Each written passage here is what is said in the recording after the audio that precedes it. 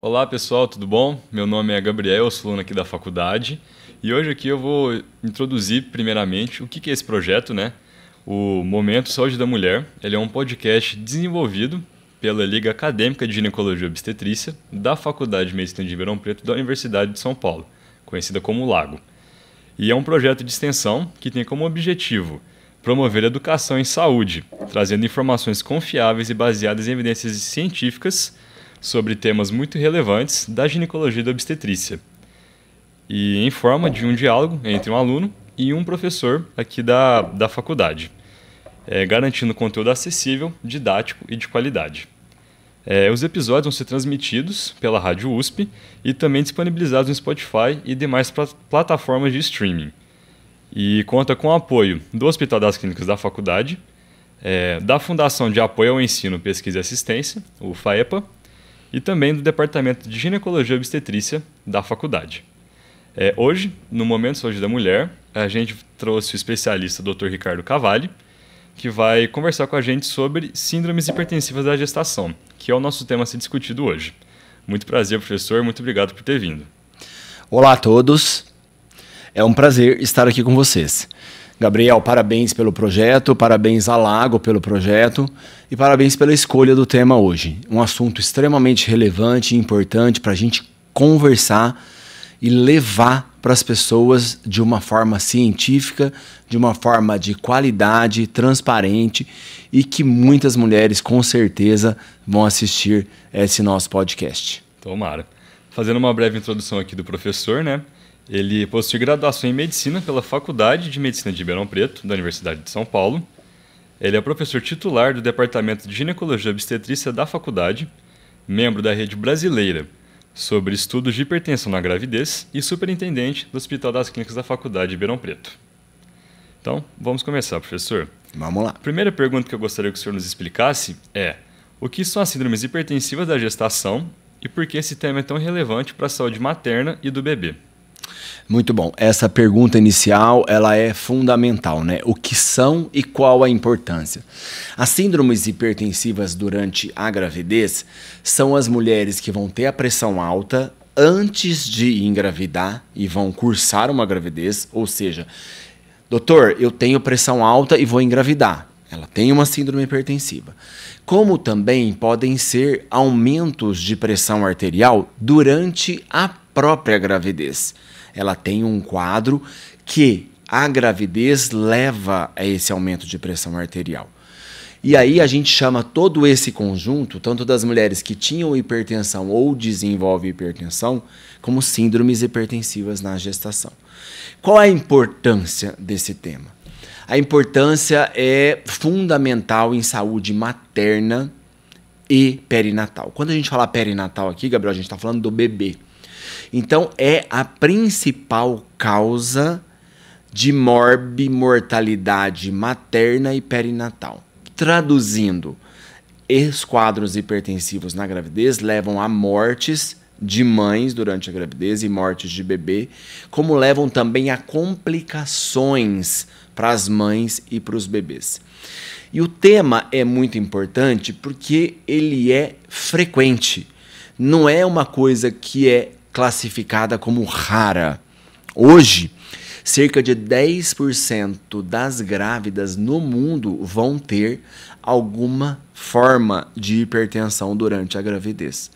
Então, nós focamos na importância baseado na prevalência e na repercussão, ou seja, na consequência que um quadro hipertensivo pode ter para a mãe e para o seu bebê. Entendi, professor. E quais os fatores de risco aumentam as chances da gestante desenvolver essas síndromes?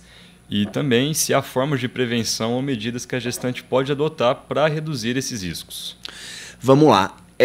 A principal causa de ter uma hipertensão agravada durante a gravidez é ela já ter hipertensão anteriormente. Ou seja, uma hipertensão crônica tem mais riscos de se agravar durante a gravidez. Além disso, o fato de serem obesas, o fato de serem primigestas, o fato da gravidez múltipla, pacientes que têm doenças crônicas com lesão vascular, que são diabéticas, que são renais crônicas, que têm uma doença que acomete o sistema vascular, elas têm maiores riscos de agravar a hipertensão ou de desenvolver uma hipertensão na própria gravidez, que a gente chama de pré-eclâmpsia. Então é fundamental nós divulgarmos para essas mulheres medidas para diminuir a chance dela ter uma pré-eclâmpsia durante a gravidez. E quais são essas medidas? Elas são comportamentais e medicamentosas. Comportamentais, a gente fala sempre da atividade física. A grávida é liberada para atividade física desde que o médico permite e avaliou que a gestação está tudo bem, como também ter um bom controle da pressão arterial. Do outro lado, mulheres de alto risco também devem receber o AS infantil, que é o ácido acetil salicílico, e o carbonato de cálcio. Então, os estudos mostram que se você pegar essas mulheres que têm maior risco de pressão alta durante a gravidez e instituir nessas mulheres medidas comportamentais de atividade física, de controle adequado da pressão arterial e o uso do AS e do cálcio, você vai reduzir em torno de 20% a ocorrência de quadros hipertensivos nessa mulher. E é muito interessante que reduz principalmente as formas mais graves, que têm piores desfechos para a mãe e para os seus bebês. Entendi. São medidas até então tranquilas que vão ajudar bastante com o final da gravidez. Com certeza, com certeza. São medidas que todo GO deve saber, as mulheres devem saber, né? Todo ginecologista, para poder implementar o mais precoce possível. Quanto mais precoce na gravidez ele começa essas medidas, melhores são os resultados. Que bom. E, professor, quais são os principais sintomas que devem deixar a gestante alerta para possível desenvolvimento da síndrome hipertensiva? E se existem sinais silenciosos que às vezes passam despercebidos? Muito bom. Existem sim, tá? Existe uma associação de mulheres no mundo que já tiveram pré-eclâmpsia, que é a chamada Pré-Eclâmpsia Foundation. É um órgão de mulheres que tiveram quadros hipertensivos. E ela tem um folheto muito interessante para orientar o que você perguntou, que são os sinais de alerta. Então ela traz de uma forma muito didática para essas mulheres. Se você tiver uma dor de cabeça rápida e muito forte, que não cede com medicamento, a visão turva, uma dor na região do estômago incessante, você tem um sinal de alerta para procurar um atendimento rápido para o risco de estar desenvolvendo uma forma grave da doença. Além do que, você perguntou de sinais silenciosos. A gente sabe que as mulheres durante a gravidez apresentam um inchaço, que é o edema. Então, o edema, quando aparecimento nessas mulheres grávidas de face ou de mãos, pode ser silencioso, também pode ser um sinal de alerta. Assim como um ganho de peso muito rápido durante a gravidez. Eu vou dar um exemplo aqui para nossas mulheres e para quem assistir. Uma mulher que durante o pré-natal, em uma semana, ganha 3 ou 4 quilos. Pode ser um sinal de alerta silencioso. Como também se ela estiver urinando, fazendo xixi, e essa urina estiver espumosa. Então, há sinais de alerta mais exuberantes, que são sintomas de cefaleia, dor de cabeça, turvação, a vista embaçar e dor de estômago, como outros sinais mais silenciosos que também devem deixar essas mulheres alertas para procurar um atendimento médico. Entendi. Achei muito interessante o que o senhor falou dessa iniciativa de outras mulheres que tiveram essas síndromes hipertensivas de montarem uma startup, assim por dizer, né, para conciliar as mulheres que podem desenvolver uma síndrome parecida. Exatamente. Elas têm um papel de divulgar junto às mulheres grávidas e até de fomentar a pesquisa. Elas fazem caminhadas, passeatas, ou seja, elas se movimentam para chamar a atenção do tema, tanto para os profissionais da saúde, e aqui você tocou no assunto, não deve ser só GO que deve saber esse tema. Por quê? Nós falamos que tem os sinais de alerta. E aonde que ela vai quando tem um sinal de alerta? Num pronto atendimento. Quem vai estar num pronto atendimento? Muitas vezes o médico generalista. Então ele deve conhecer esses sinais de alerta para tomar as condutas necessárias para essa mulher. Então, médico de saúde da família, médico de unidade de pronto atendimento, que são as UPAs, assim como obstetras, devem conhecer esses sinais de alerta para essas mulheres grávidas. Muito interessante isso, professor. E quais complicações podem ocorrer se a hipertensão não for controlada durante a gestação? E se não controladas, como elas podem afetar o desenvolvimento do bebê? Muito bom. A gente tem a instalação do quadro hipertensivo e esse quadro não consegue se controlar, ou seja, ele progride. O que pode acontecer com essa mulher? Primeira coisa, nós estávamos falando de sintomas. Por exemplo, se agrava os sintomas, ela pode evoluir para uma crise convulsiva, que é a chamada eclâmpsia, no termo científico.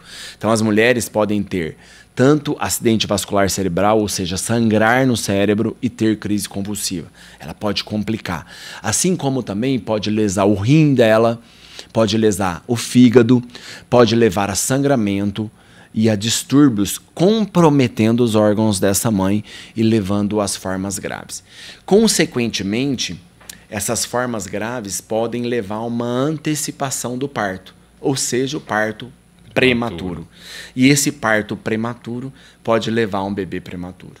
Além do risco de levar a uma prematuridade para esse bebê, a gente sabe também que se a doença não se controla, a placenta, Gabriel, é o órgão que fornece o alimento para o bebê e o oxigênio para o bebê.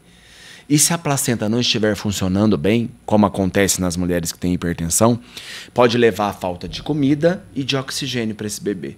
Então, esses bebês podem ter dificuldade de crescimento dentro do útero, como falta de oxigênio.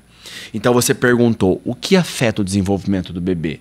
O crescimento, a oxigenação e, portanto, um bebê que tem dificuldade de crescimento e de oxigenação também pode precisar nascer prematuro antes da hora. E essa prematuridade, esse conjunto, pode levar até a perda desse bebê, como consequências e sequelas para essa criança que está nessa mulher com quadro hipertensivo. Entendi. E uma dúvida pessoal, essas complicações tendem a surgir, se não tratadas, em mais ou menos que trimestre de gestação? Principalmente no terceiro trimestre, a partir da 28ª semana. Há casos mais graves. Para as mulheres, aí nós vamos falar em semanas, né? Seria a partir do 7º mês. Casos mais graves podem até aparecer no 6º mês de gravidez, que a gente chama terceiro trimestre, 7º mês, 28, 26 semanas de gravidez. Mas quase também já estão para os finalmente da gravidez, né? Exatamente, com certeza. Porém, não se esquecer, Gabriel, que até mulheres com gravidez tardia também podem ter complicações. Então, as mais graves podem ser precoces, mas não quer dizer que ela passou essa fase, que ela não possa ter um quadro hipertensivo com 35, 36 e até com 9 meses de gravidez. Entendi. E, professor, quais os exames ou avaliações são feitos no pré-natal para identificar precocemente a hipertensão? E com que frequência, dependendo do achado dos exames, a gestante tem que ser acompanhada pelo médico? Muito boa a pergunta. Pois bem, hoje a gente fala que o diagnóstico de quadro hipertensivo da gravidez se faz com a primeira ferramenta, medida da pressão arterial. Então, a pressão arterial de uma mulher que está acima de 140/90, ela tem quadro hipertensivo. E para saber exatamente o diagnóstico, nós vamos colher exames de sangue, para ver como está o rim, como está o fígado, como está a coagulação e ver também como está a proteína na urina. E aí, com a hipertensão e os exames laboratoriais, nós vamos fechar um diagnóstico, se ela tem uma hipertensão de um quadro mais controlado, uma hipertensão gestacional, ou se ela pode ter uma pré-eclâmpsia. Lembrando sempre que a pré-eclâmpsia é mais preocupante. Vamos alertar as mulheres que a pré-eclâmpsia é uma doença de alta gravidade. E aí, dependendo desse diagnóstico, nós vamos propor esse segmento. Mulheres com melhor controle vão poder seguir no ambulatório, ou seja, nas consultas de pré-natal, porém com periodicidade menor do que o habitual. Elas devem ser vistas mais de perto. E mulheres com quadros mais graves, que os exames indicam um comprometimento maior, muitas vezes devem ser internadas para controlar essa pressão, controlar os órgãos da mãe, como controlar também as condições desses bebês dentro do útero. Entendi, professor. E como é feito o tratamento das síndromes hipertensivas? E existem medicamentos que a paciente possa usar que são seguros? Muito bom. Geralmente, o principal tratamento é controlar essa pressão arterial. Então, existem sim medicamentos que ela possa usar para controlar essa pressão arterial, que não são os mesmos que se usa quando a mulher não está grávida. Isso é muito importante e chamar a atenção que aquelas que já têm pressão alta e usam remédio para controlar essa pressão, têm que consultar o seu médico precocemente para trocar para um remédio para controle de pressão que é recomendado e seguro durante a gravidez. Entendi. Além dos medicamentos antihipertensivos, ou seja, para controle da pressão arterial, nós podemos lançar mão de medidas comportamentais, repouso durante alguns períodos do dia. Nós precisamos também lançar mão de cuidados de monitorização dessa pressão arterial. E, em casos mais graves, Gabriel, que a gente citou aqui, que é quando ela faz os sintomas da cefaleia, da turvação visual e epigastralgia, pode ser necessário o tratamento com o uso de sulfato de magnésio, que é uma droga que se faz na unidade de pronto atendimento e na maternidade para proteger ela, que ela não tenha uma eclâmpsia, que ela não tenha uma crise convulsiva secundário a essa hipertensão. Entendi. E existe algum medicamento que as gestantes usam com frequência que, em teoria, não pode ser usado? Essa pergunta também é muito boa. Você já ouviu falar de inibidor da enzima conversora de angiotensina? Já, bastante. Que é o inibidor da ECA. É um dos antihipertensivos mais utilizados, tá? Por toda a rede de pacientes que têm pressão alta, que são os inibidores da enzima conversora da angiotensina. Um exemplo deles é o captopril, por exemplo, para quem estiver nos assistindo. E toda a linha desse medicamento.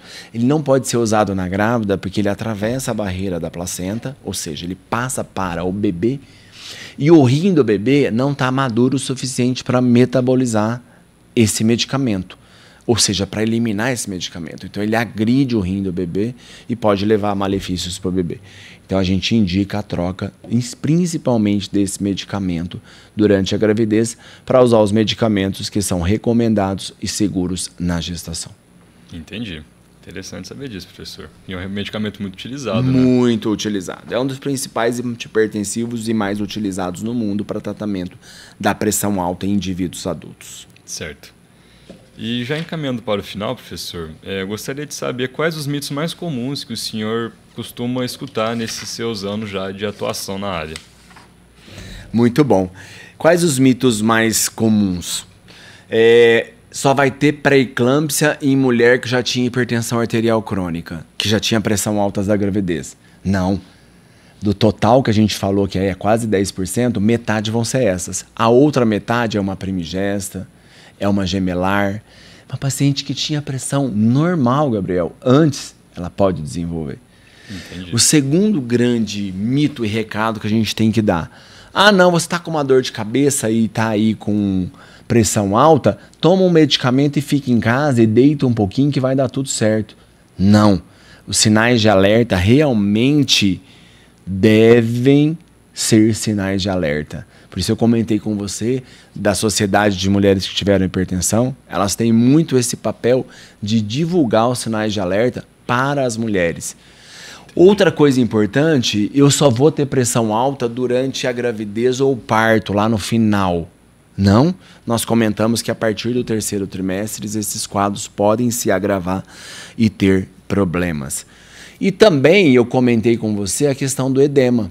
Lembra que a gente falou de inchaço aqui? De falar, não, a gravidez incha mesmo e é normal.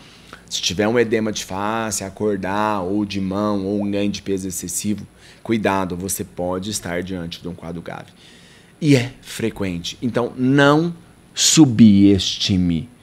Porque nós temos que pensar nessas mulheres, nós temos que fazer o diagnóstico de quadros hipertensivos dessas mulheres. Elas têm que saber que isso tem risco para elas elevado e todo o sistema de saúde tem que estar preparado para o atendimento dessas mulheres. Entendi. Então é muito importante dar devida importância a mesmo os pequenos sinais, né? Com certeza, sempre orientar. Nós fizemos uma pesquisa aqui no nosso ambulatório de hipertensão arterial.